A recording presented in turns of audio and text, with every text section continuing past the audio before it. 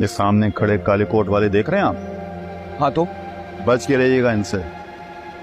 हमसे ज्यादा कानून जानते हैं, और अगर हमने कानून तोड़ने की कोशिश की तो हमें ऐसा सबक सिखाएंगे कि यहाँ कोई बचाने वाला भी नहीं आएगा।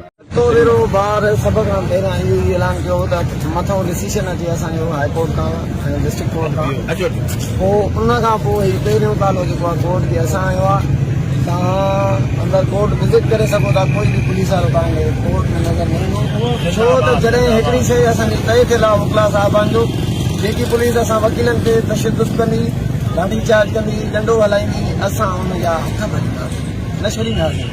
छो त सभ खां पहिरियां असांजो वकिला, सभ खां पहिरियां असांजी सिंध ते हीअ महल आहे।